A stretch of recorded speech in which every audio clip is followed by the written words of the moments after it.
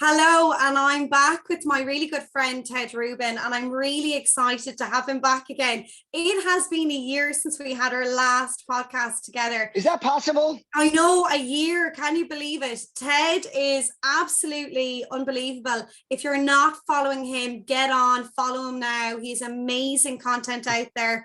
He's a leading social marketing strategist.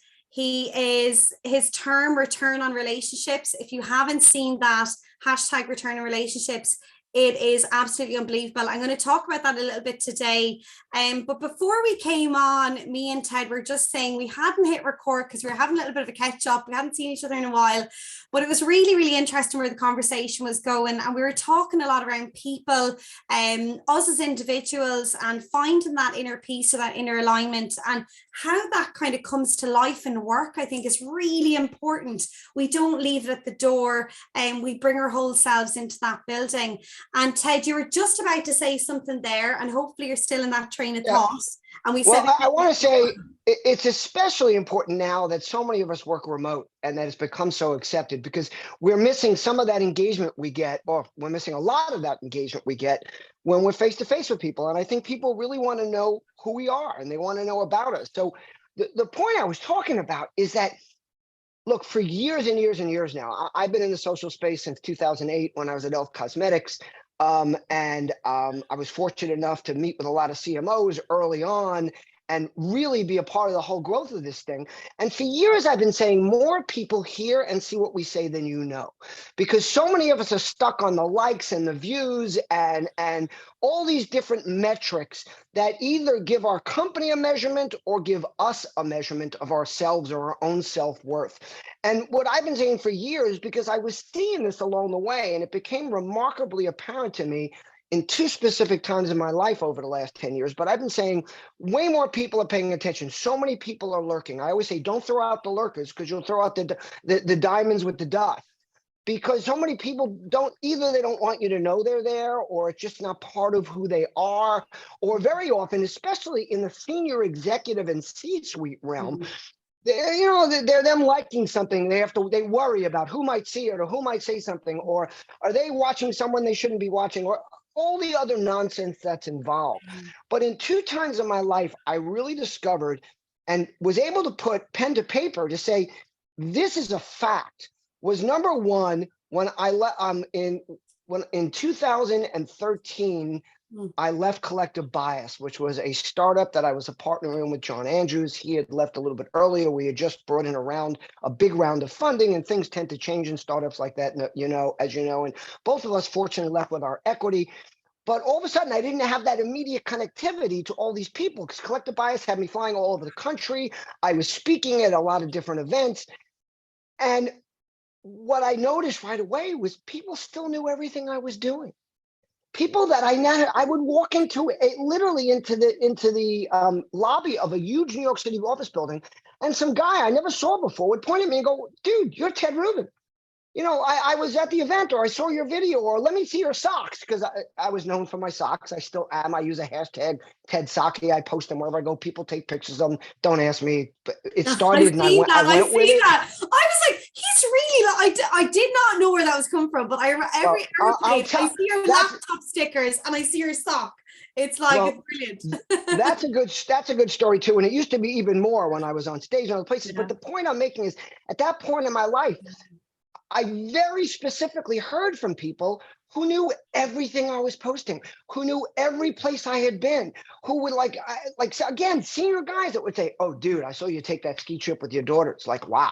And remember, ski trip with my daughter is not some marketing article or some important business thing. It was a lot of the comments, I would say the vast majority, when people felt comfortable engaging, was about my personal life, was about a plane trip I took, or something with my daughters, or going to an event, or being on stage. But it was more about me than it was necessarily about my specific written content. And then it would lead to that, like, "Oh my God, and I saw your blog post about customer experience. That's so great." And then the second time this happened dramatically was after COVID. So the pandemic had progressed. We all stayed home for a couple of years. In March, right around when we spoke, I went to my first conference in 2.5 years. I went to South by Southwest, and John Andrews dragged me there. Like, I wasn't really ready, but it turned out that a lot of people there weren't ready. They went there to see if it was going to be okay, to see if the vaccines were working, if there wasn't going to be a big outbreak. I think a lot of companies tested by allowing their employees to go. But what was remarkable is the same effect happened. Look, it happens all the time. It happens whenever I travel. It happens just when someone like you reaches out to me and we realize that we've gone back and forth on social media or some post. Like, I know all this stuff about you, and I'll go, but we haven't spoken in like a year. But we have, because we have via our content. And since this happened, since a year ago, and I've been traveling a lot more and really ramping it up, everywhere I go, I get people reaching out to me and saying things about what I did or what I wrote or something I did. And these are not people, again, that are necessarily engaging with my content in a way that I can see. So understand something. When you put stuff out there, more people see it than you know about it, especially if you're consistent.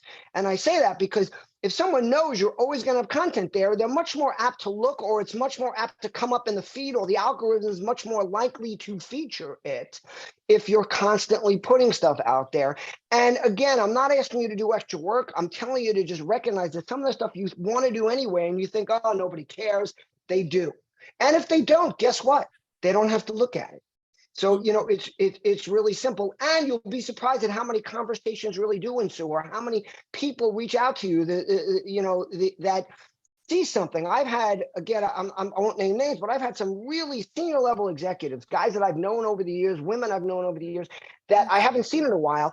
But because of a piece of my content, or a bunch of them, eventually they'll say, hey, we need to have a cup of coffee, or can we jump on a Zoom, or can we catch up? Yeah. And the value in that is just tremendous. So, kudos to Louise, who constantly engages with me, and I love it.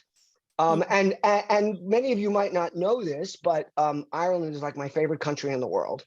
And Dublin is my favorite city. So yes, I've been to Galway and I love it there, but Dublin, I'm talking about as like a major city. Yeah. And I'm going to tell you why. It's because I find the people there to be incredibly warm and hospitable and welcoming. And the friends I made there so easily, and the way they kept wanting me to come back just warmed my heart. And Sean Nolan has become one of my closest buddies, and Samantha Kelly. I could go on and on. There's so many people there, but I'm going to tell you the way I explain it to people, and I hope you guys will appreciate this. If you're in New York City or LA or Chicago and you pass out in a bar, you're going to find yourself out on the street or arrested, one or the other. If you're in Ireland and you pass out in a bar, they're either going to get you back to your hotel or they're going to take you home with them. No one is going to leave you laying out in the street. Yeah, it's so true. And I'm thinking of a friend I have where the barman actually drives them home at the end of the night. Yeah, it's so funny because they've no taxis in that area because it's so hot. So I'm like, Tara, how'd you get home? She's like, oh, the barman just drops us home. And I'm like, this is so funny. Yeah, it is. And it is very much you look after one another, and the value. Oh, definitely. You mind one another, and that's the mentality you have. And I think, that's so important to what you say with your return on relationships and, with people. And I think the biggest blockage for people, Tim, is they are afraid to put out their personal content. I think they have I talk to so many people about social media, and I'm like, and it's so funny what you said. I was doing some sea swimming, and just so you know, in Ireland the water is very cold. So it's freezing. I know, it's crazy. Atlantic water. Okay, so I would do sea swimming with my sister. We live literally it's not even 2 minutes in the car from my house. So we go into the Atlantic. It's absolutely Baltic. She goes in her togs because she's crazy. I go in my wetsuit because I'm not crazy. Right? Come Yeah, on. it's so cold here. So we go in anyways. And I don't know if you've seen the Wim Hof where he's submerged in cold water. So they're so into it in this part of Europe. Everyone now is like, Wim Hof, we're going to go into the cold water. It's meant to be good for your central nervous system. So there is some scientific data there, but it is absolutely freezing. And I done a couple of those dips and I put it up on my Instagram. And lo and behold, everyone I met was like, oh, you do sea swimming every day. And I was like, no, I don't really do it Everybody, every day. but people see it. They see it, exactly what you said, Ted. And it is so interesting to see the power of that social media piece. And going back to what you said there, I was one of those people at the beginning, Ted, I was afraid to put out my personal life onto social media. I set up my business. I talked about my work. And I really kind of left my personal to one side. Does that make sense? Because it's a different type of vulnerability. No, it is. If you're someone like me, I am kind of private with my love life, with all of that, that I'm kind of like, oh, I don't know if I want to, everyone to know that, or I don't know, do I want to say that? So I only recently, I'd say in the last year, have people seen posts about my son he does a lot of Thai boxing. So he competes all around Ireland. And I put up posts and it's so funny you say that, right? Because the first thing people say to me when they meet me isn't about my business. It's about my son. How is he getting on his Thai boxing? And how am I getting on in my sea swimming? So to hone in on what you said there, and I think if anyone is listening to this, it doesn't mean that you're telling people how many times you went to the bathroom. Right. It's not telling people, these kind of things. That it isn't. It's literally just giving them a glimpse into your kind of who you are. Louise is a mum. Louise has people want to know who you are. Yeah. And again, by the way, if they don't, and if they're one of those people that wants to keep it strictly at arm's length, then they don't have to watch. It's just like when you're, again, it to me, number one is it gives us more of an opportunity. But again, especially since so many of us are separated now, it gives the opportunity to find out what you would have found at lunch in a cafeteria, around the water cooler, just in meetings before they start. So I want everyone to know I was not looking at my phone and reading text. I was trying to find a video that I think you'll appreciate. And let me see. Oh, I don't know if it's going to be big enough. So this is a place you might remember.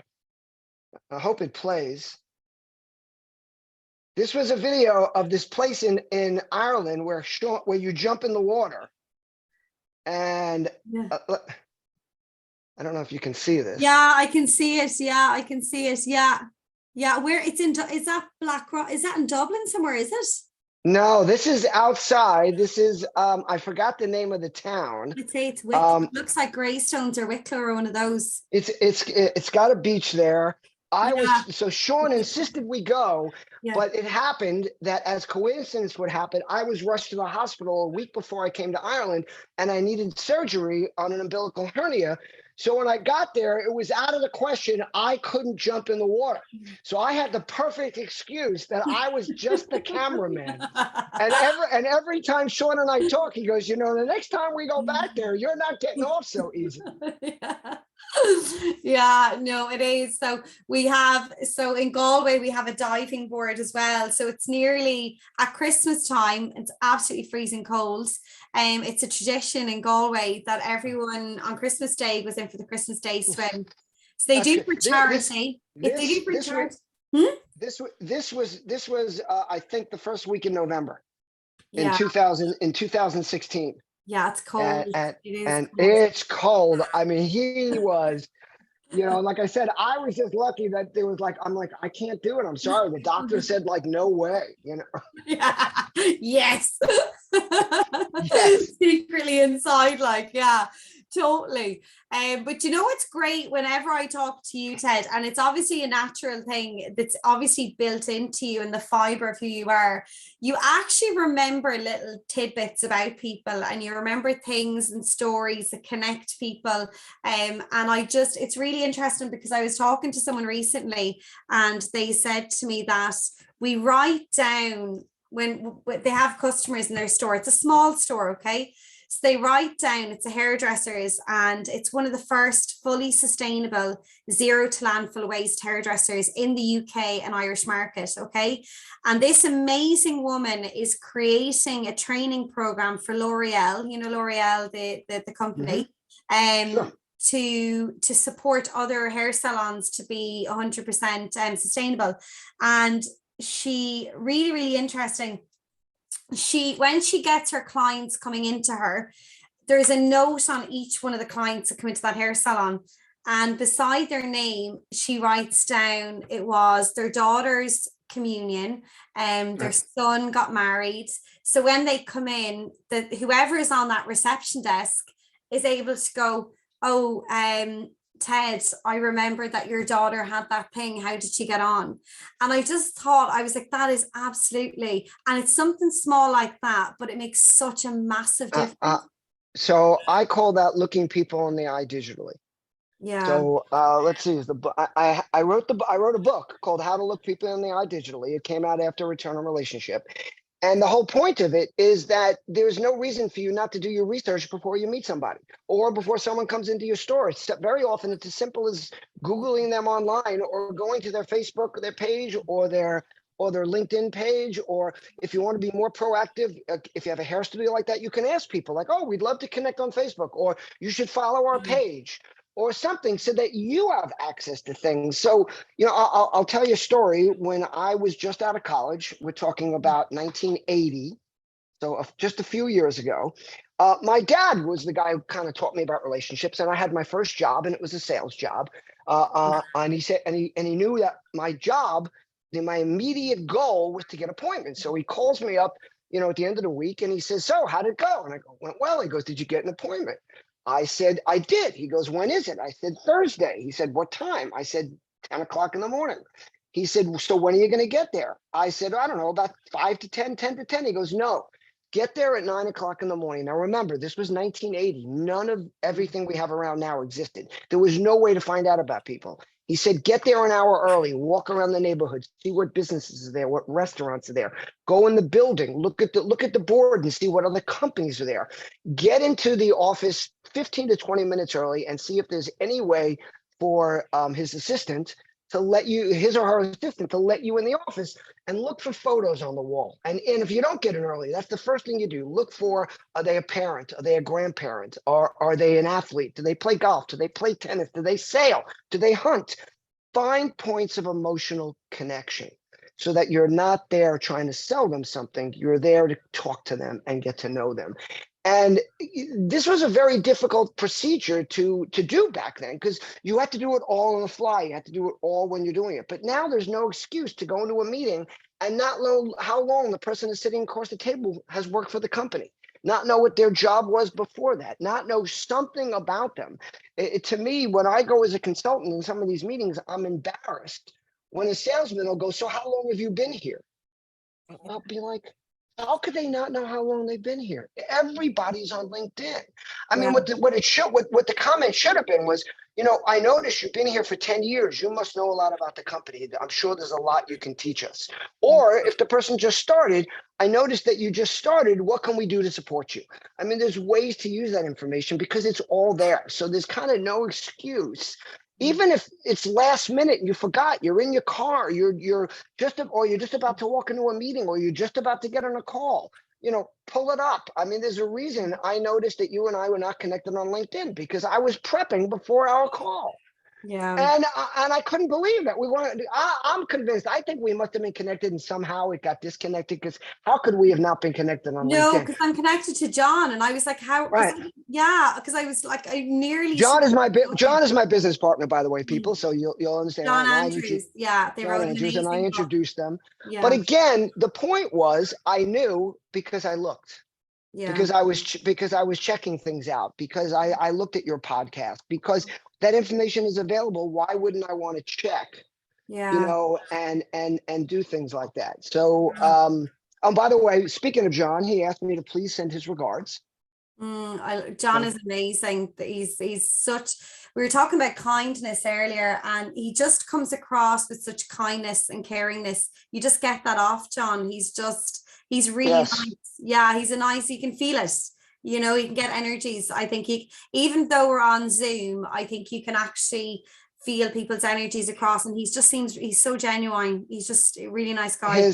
His southern accent from North Carolina doesn't hurt either, because y'all just Yeah, yeah. makes you feel welcome. I love it. And we've no accents like that over here at all. So it's like, it is like you're listening to it and you're like, it's like nearly someone is singing to you. You want them to keep going. You know what I mean?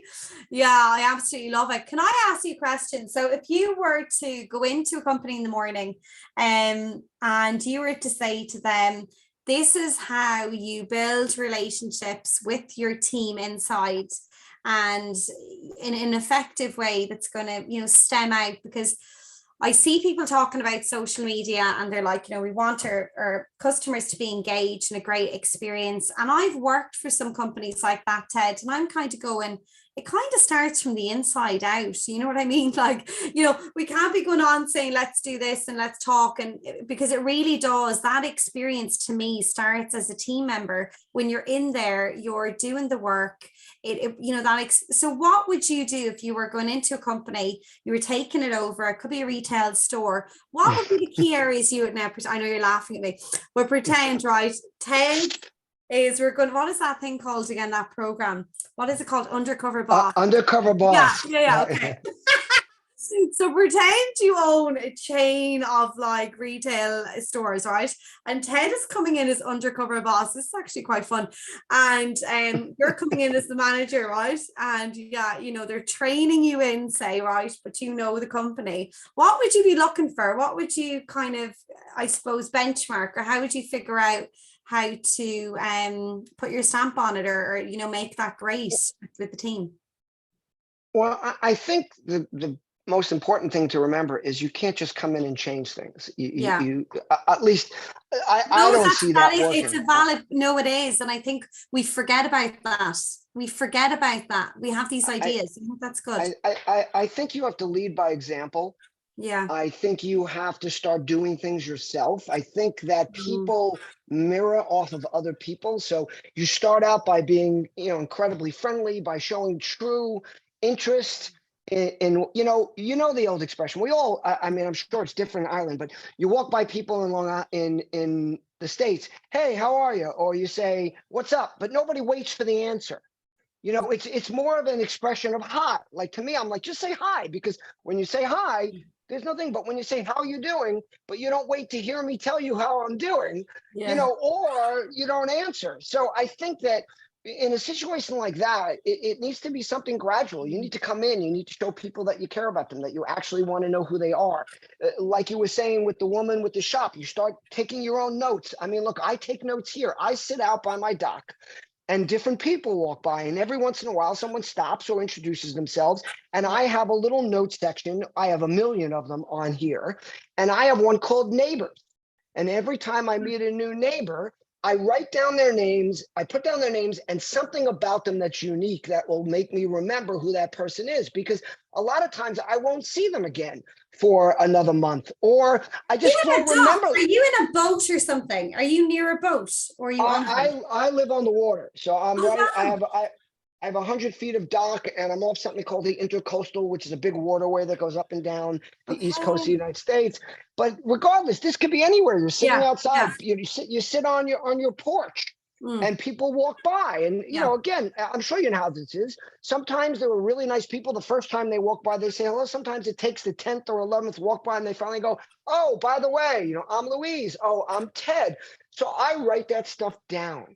Wow. And that way, the next time I see that person coming, I can if I don't remember who they are, I can quickly go to my phone, pull up neighbors, and say, "Oh, the woman with the long black hair, with the husband with the mustache," and and I'll go, "Oh, Dan and Joy, how are you? Nice to see you." And they're like, "Oh, wow, you remembered our names."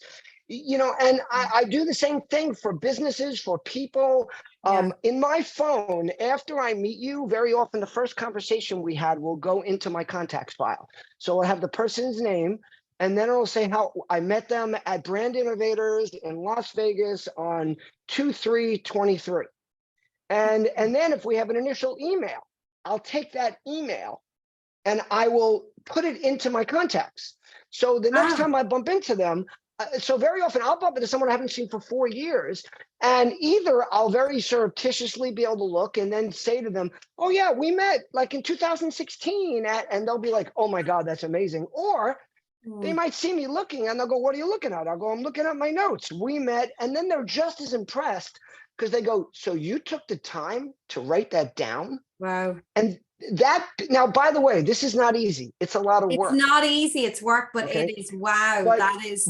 but think about how easily you could do this in your store, because there's a limited universe of employees. Or I don't care if it's a huge company, no matter who you are, the people you come in contact with, if you see them every day, it's probably going to be easy because little by little it's going to. But also, if I am at a business event or I'm at a business dinner and someone mentions, oh, is my daughter's 6th birthday last night?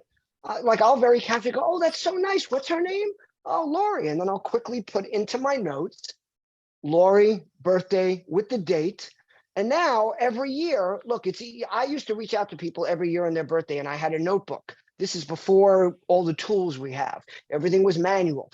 I had a book that over Christmas, every year, over Christmas vacation, I would rewrite it into my new date book, into every date where somebody's birthday was. Wow. Okay, now it's done for us because of Facebook and LinkedIn. So now I write something like special. I don't just write happy birthday. I send a quote or something that's my quote of the year or something that I'm sharing just to make it a little bit more unique. But what I really love to do is find out when their wife's birthday is, or when their kid's birthday is, or when their mother's birthday is, because that they do not have posted on social media. So when you reach out about that, they're like, oh, wow. Like, literally, I have a dear friend I grew up with, and she had a son that passed away many years ago. And I know her since we were kids. And I have that date in my contacts because I know that it's a very important date to her every year. And when I reached out to her this year, she says, you are, including my family, the only one that reaches out to me on that day. And it means so much to me. These are things that again, let's go back to your example. I'm a new manager. I'm in a store. I want to try to affect these changes throughout the chain. But I've got to start it in one store. So start paying attention, start knowing who people are, start sharing content and getting them more comfortable with it. Because, oh my God, Ted's sharing about the store, and then gradually what I'd like to do is something that Sue Zimmerman, who calls herself Instagram, well, at least she used to call herself Instagram gal. I'm not sure what she calls herself now, but for years and years, back from when I first met her, I think in like 2011, she started becoming an Instagram expert because she owned a retail store. And she started using Instagram. Then she started requiring that all her associates have an Instagram account and share about the clothing that was coming in, about the store, about the day. And then she started training other companies to do that. So I would want look, one of the things that I've done with John Andrews, and we've done, is trying to get people, we did it with Photify when we were there, is getting people to share nicely branded content with their audiences, not just through the handle of the business or the store, but through each employee's stuff. And then, unlike a lot of businesses who want to keep it straight business, tell them they should share stuff about their personal life. They should share stuff about fun things they're doing, because that makes them human. That makes people feel connected to them. That makes people feel like they're not being sold to all the time. And I think, so there's your first example. I mean, I would start caring about the people. I'd start listening and learning about who each of them were as individuals. And then I would graduate that. I'd start having daily coffee breaks, or, maybe Friday night cocktails, or, whatever works into the culture of the company. But what I like to say is, instead of just focusing on culture of a company, focus on a culture of community, of employee community. Get your employees to feel like they're part of something, like they have a mission, like they're in it together, because a network gives you reach, but a community gives you power. Networks connect, communities care. And that's the real return on relationship. Yeah. I think it's looking at those small things, those little incremental things. I think, Ted, is what I'm listening to you on, because I think anyone that's listening to this, and they're here in return in relationships and community. What does that mean for me in my business? So I think what you said, they're paying attention. So I think it's, again, their child's birthday. Can we do something like that? Can we create, some sort of a thing where it's your kid's birthday, you get a paid leave day. We do paid leave days for employee birthday. Why do we do paid leave days for your kid's birthday? Or something. Yeah. Or how about encouraging people to go to their kids' games? I mean, like when I used to have to go to my daughter's games, I used to have to sneak out of the office and make up an excuse for where I was going. Now, luckily, at the time, my daughter was very active athletically. I was the CEO of Elf Cosmetics, so I really wasn't answering to anybody other than the owners or my employees. So I'd be like, yeah, I'm running out. I got something to go to, or I got to go to this meeting. And then, of course, I would answer emails and do things as if I was working. But now, with remote work and the fact that people can so easily make up their work time, like after the game or after something else or later at night, it should be encouraged. Now, I want to take one quick commercial break. I wore this hat because that is the state of North Carolina. So this is a tribute to my business partner, John Andrews. Johnny, we love you. We're thinking about you, and I'm gonna just say it again, Louise. You got to have John back on here too, because I'm sure that there's so much more that he can add. So John is the brains of our operation. I'm the emotions and the return on relationship thing and the engagement. Although he's real good at that stuff too. I just talk about it more. He's the real brains of the retail relevancy. Yeah, no, he's fantastic. We had loads. The talk we had on that, it was unreal, Ted, that what we were talking about. It was fantastic. It was really interesting because you're looking at the US market and the European market, and there's loads of learnings there and loads of similarities, but also loads of differences. We can both learn from one another. And going back to what you said there, this kind of emotional investment, and everyone is working hybrid. Well, a lot of companies are given that option now.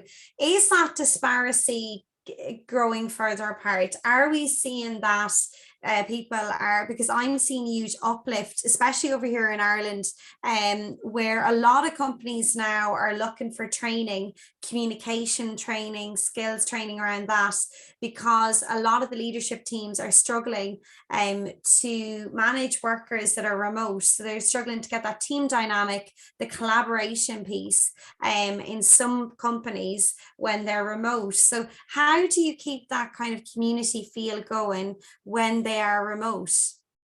Well, first of all, I think a lot of companies are still figuring it out. A lot of companies are deciding where they want to be. A lot of companies are pushing back now and trying to get people back into the office because it's easier for them, the companies. It's easier for the brand or the company to manage it if everybody's local. So they're, of course, looking for what's easier for them. But is it better for employees? Now, I think in some cases it might be. It all depends on the product. It depends on the industry. It depends on, the point of life of the worker. Sure. I mean, young people, I'm not speaking for everybody, and I'm going to generalize a little bit because sometimes you have to just have the conversation. But maybe when people are younger or first out of school, having them in an office might be a better thing because of the socialization aspect, because of the mentoring aspect, having senior executives come in and out that can teach them or mentor them. I think a lot of this is being figured out, and I think it's hard for the companies to decide how to do to decide how best to do it until they decide how they're going to do it. And I think a lot of that is going to take some time and testing. But I think that they're going to have to develop new tools. They're going to have to figure out ways for a little bit, maybe more of one-on-one mentoring. Right now, I think, not right now, before the pandemic, I would say the vast majority of internal mentoring going on in a company. I'm not talking about the idea of having a mentor that you pick from the outside, but most internal mentoring happened, number one, serendipitously. It happened because people were together, because people were close to each other. Some of it was encouraged by companies in a great way, but again, it was easy because they were right down the hall and they could say, hey, let's just get together for 10 minutes. They didn't have to plan a get together.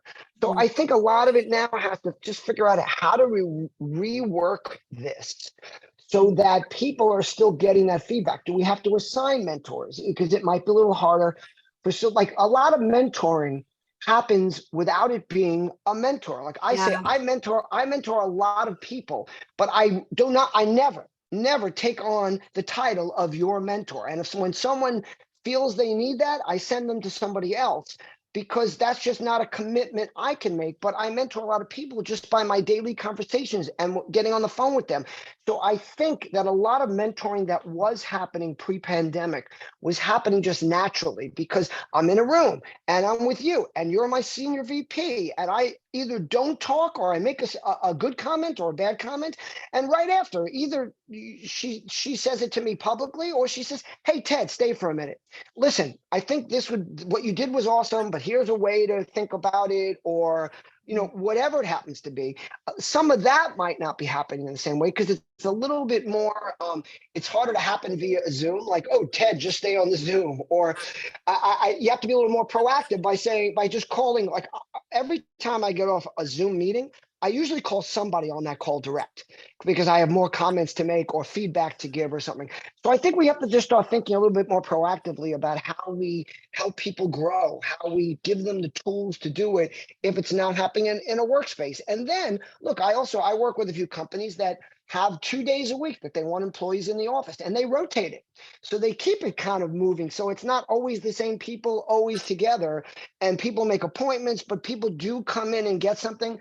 I think a lot of this can be done by the tools we're using right here. I think these tools are going to improve, where there can be side conversations. I don't really see them happening yet, but things that will be more like a meeting, where I could tap the person sitting next to me and say, "Hey, what do you think of this?" And then they can give me a little bit of a push to raise my hand and say what I'm thinking. So I just think a lot of this is a work in progress that we have to proactively think about.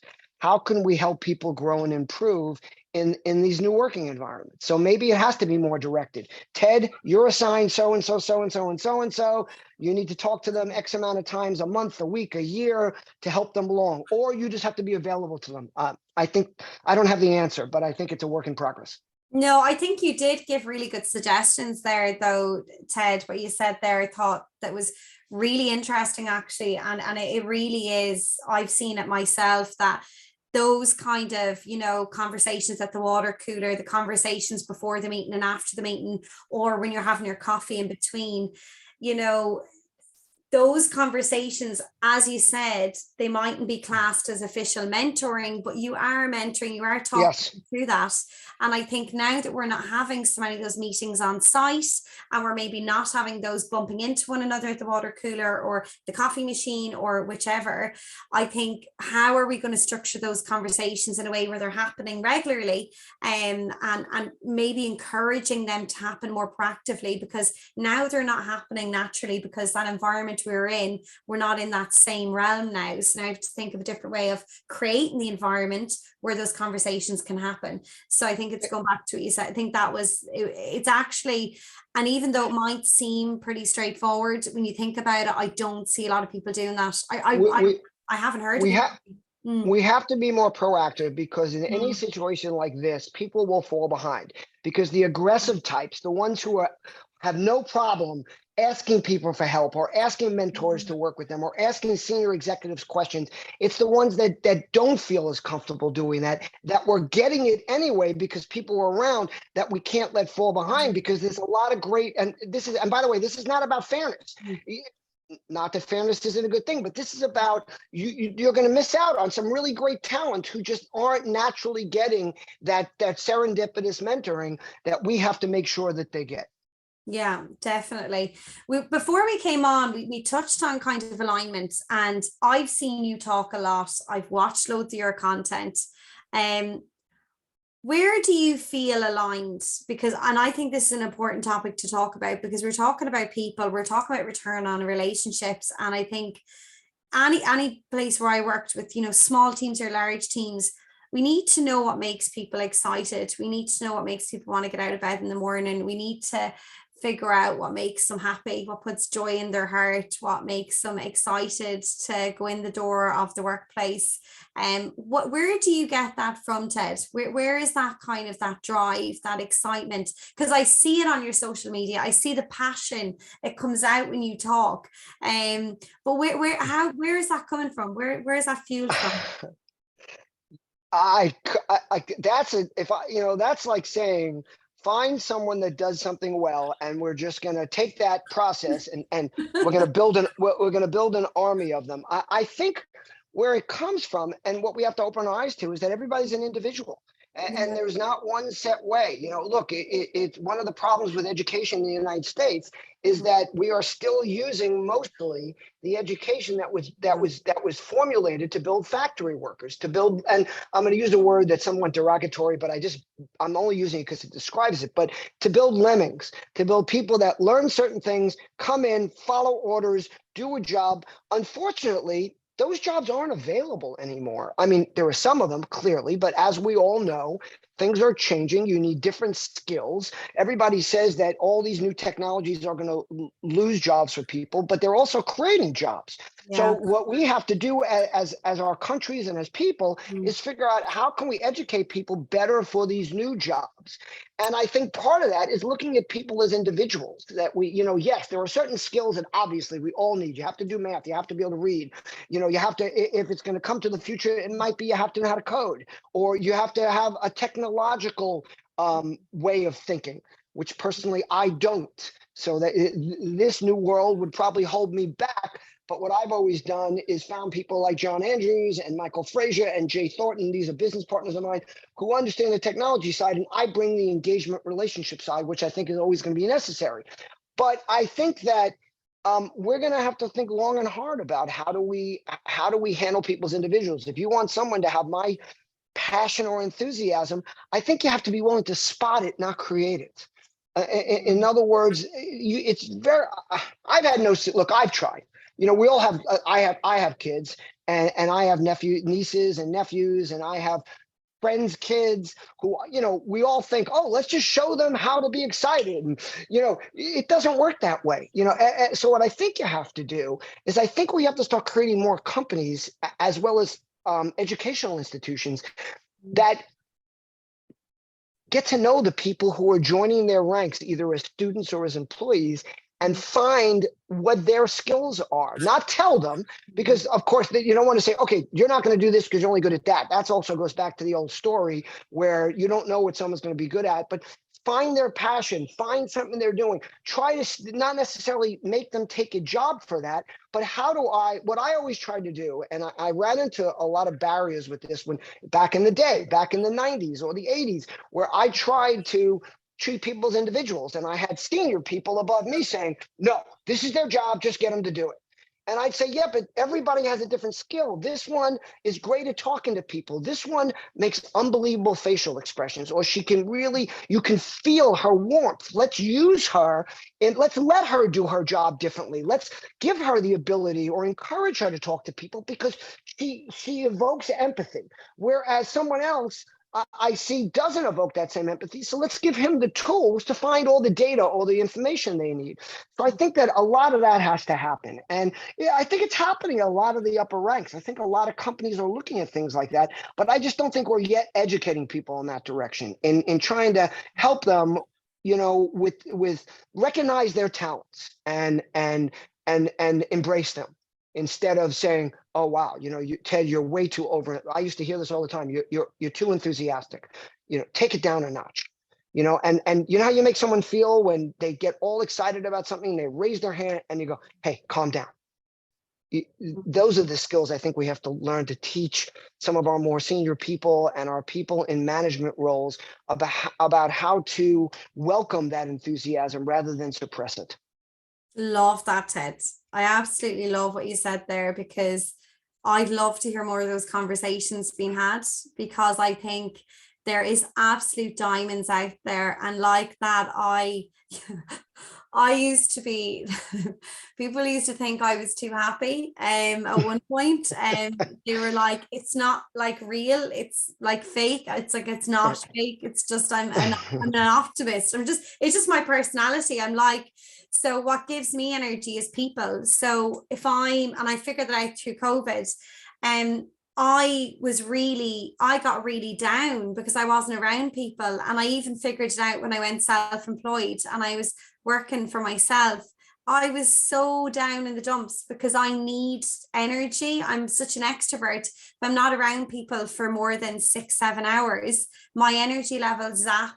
and I just want to go to bed. So being around people, I literally get energy. So I've recognized that trait in me. So I'm in my home when I'm around groups of people. I'm so excited. It's like I'm a puppy, oh my God, so many people to talk to, I get so excited. But, I think going back to what you said there, certain companies I worked in, and I'll never forget it, and this is probably a sad story, but I'll share it anyways. I worked in a company years ago. I think I was 18 at the time, and it was a glasses company, and I was brought up, I suppose, I was working since I was 13, and I was brought up with the mentality that you always have to be busy, Louise. You can never go in and stand around. And I remember I worked in this particular glasses shop, and everyone was standing by the really expensive luxury glass cases, and the customers would come in, and I would never stand still. So I'd be cleaning everything, I'd be up talking, I'd be running around the shop. And I remember the manager pulling me in one day, and I'll never forget it. And he said, his words to me was that I needed to stop running around and cleaning. And I said to him, I was really confused at this point, because I felt that I'd done something wrong, because it was a really serious conversation. And he seemed a bit cross with me. And I said, I'm just a little bit confused. Like, why do you want me to stop cleaning and doing stuff and fixing the displays? And he said to me that by me being so active, all the rest of the team were unhappy with me, because they felt I was making them look bad because they were standing around.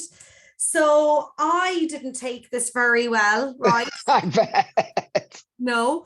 So I lasted about an hour of standing, and literally it was like there was ants in my pants. I was standing and I was wibbling and wobbling. And I went back to my old, I better keep busy. And I was later let go from that role because I was working too much, and I was seen as not fitting into the culture. Now, that is a typical example. I don't share that. This is the first time I've actually ever shared that story. But it was one of those things, and it's what you said there to me. They didn't see what my skills were. So if they were actually really super looking at my strengths and super smart, they would have actually put me activating outside the store and stopping traffic and getting me to bring customers in, because I could form relationships really quickly. I would have had no problem in traffic stopping walkers by. I would have brought them in with me, talking to them, and they would have increased footfall in the store. So looking back on that experience many years ago, I'm going, that manager wasn't educated on finding that skill set, that strength-based approach. Right. They were really working within the remit that this is what you do in here. And if you don't follow this little model of a person, then you don't really fit. So now you're going to go, or you're going to naturally just migrate out. And I wasn't migrating because I was too busy cleaning.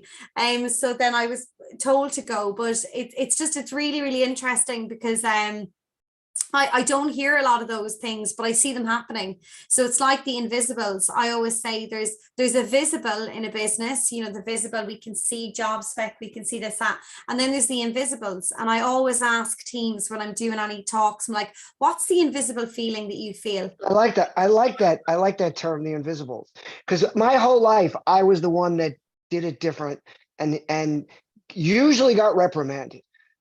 Even when I succeeded. Like, well, you're ruining it for everybody else. Like, wow, you are the best salesman here. You're selling the most, but you're not following the, so for me, it was kind of similar. I worked in someone with the opposite thing. My first job in a retail store was at a store called Schwatzky's, which was in my hometown. And it was like the clothing store for everybody. And you had to always be busy. So if there was nothing to do, we had to take shirts out of the wall, open them up and refold them and put them back in the wall. And I would resist, because I'd be like, the wall looks perfect. And instead I'd be talking to somebody, and sometimes it was a potential customer, but I wasn't talking about them buying a shirt or a pair of slacks. So that wasn't accepted. Or it was another employee, and I was like, I didn't really know what I was doing, but I'm like, yeah, but if we like each other and know each other more, aren't we going to be happier about being here for long hours? And they would have none of it. It was like, do it this way.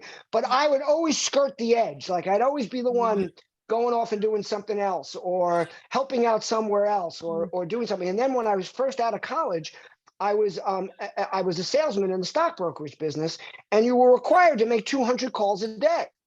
And I never made 200 calls a day because I talked too long to the people. Because and in the end, I made as much or more than anybody else because I would sell them more because I got friendly with them. And I'd always say, what is the difference if I sell 100 people or if I sell 20 people, if I'm selling the same amount or more? And actually, I'm getting closer to them because the ones that if I'm selling 100, how much could I know about them? But again, I ended up having to leave that job at one point because they didn't like the way I was doing it, even though my numbers, because they felt I was a bad influence on the people that wouldn't be able to build the relationships I was building. So yes, back to, I think the good point is you've got to look at your people as individuals, especially in the sales area. I know it can be, by the way, that can be challenging. And I'm not saying in every aspect, in every way, there have to be certain channels and have to be certain boundaries, and there have to be certain goals that everybody has to live up to in a certain way. I mean, difference being a small store or a 10,000 person sales force, obviously the bigger it gets, the more you have to put boundaries in and rules and ways for people to go. But you also have to make allowances for those huge producers or those anomalies or those outsiders who knock the ball out of the park. They just don't do it your way. Yeah, definitely. And I think, you put down disruptor, and I just think, and I know someone else, and you remind me so much of them, and the whole thing of disruptors, but I see that as a positive.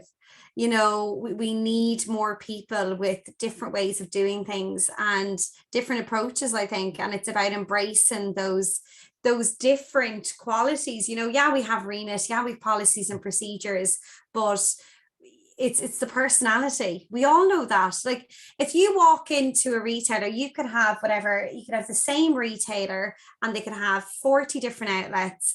And I always say, you walk into one here and you drive 3 hours away and you walk into that same store, same product placement, same layout, same square footage, same store design, but you get a different feel.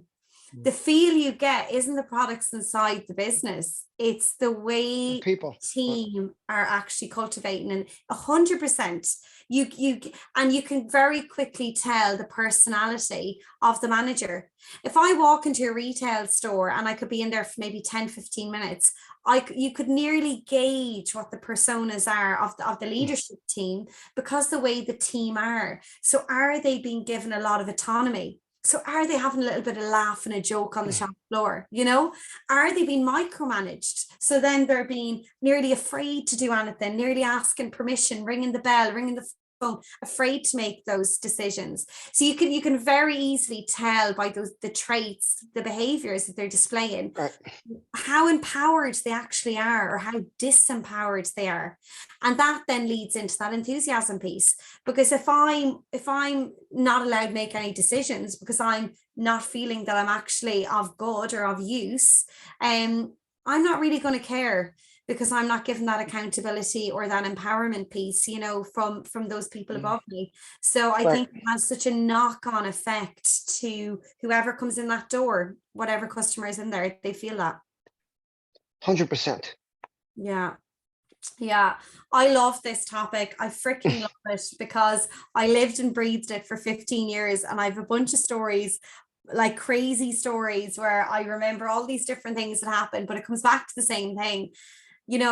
If we're happy going in, and it doesn't mean that we have to be happy jappy all the time, but if we're happy and if we show kindness and support to people that are inside in that building, like we would a family member walking into the door of our house, it's the same thing. If we show appreciation, we see the difference that makes, across the board, and the business will have growth. You can see that, it happens. It's just a natural effect, the outcome.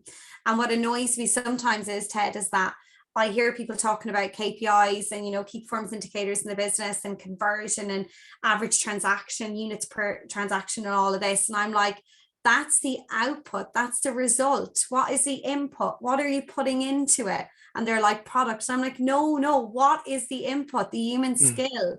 What are you doing for the humans that are inside, the pulse, the people, in order to get to that place? So I think when we start working with that mentality, we see the domino effect where that actually does increase across the board. Yeah, 100%. I've loved talking to you, Ted, and it's been absolutely amazing. What tip do you have to give anyone that is thinking about that, maybe wants their team to maybe get behind social media in their business, and maybe the team are a little bit resistant, because that can happen sometimes, where they go, why do I have to do marketing or social media for this place? It's bad enough I'm in here from 9 to 6. Now they want me to post. Like, how do you get that buy-in? Because some people might feel that they're being out. Like, is there any way that you position that where you get buy-in, or do you think it's dependent on the person? I think it's dependent on the team, on the leader, on not an expectation that it'll happen overnight, on not expecting it to be 100% consistent and all the time, but helping people to understand that it's going to help the business. And if we help the business, we help each other, and you help your own job. And if you don't want to make it personal about you, just make it about the business. Just take, again, if it's a retailer, take pictures of the clothes, post something just so people know where you're working. Or say to some people, if this isn't something you're comfortable with, then you don't have to participate. There's always a fear of saying that, because everyone thinks everyone will go, well, then I'm not doing it. Well, then I'm not doing it. But I think you'll find your people that are your champions and let them run with it. Everybody doesn't have to do it. Yeah. I mean, there might be a retailer where they tell you when they hire you, but that's also okay, because then it's part of the job description. Like, here's your job. So you're going to be a salesperson. You're going to be on the floor. You need to have an Instagram account. It doesn't have to be your regular one. You can start a new one just for this, but we'd like you to have one. Well, then it's a job requirement. And if you resist that, then you probably shouldn't have taken the job.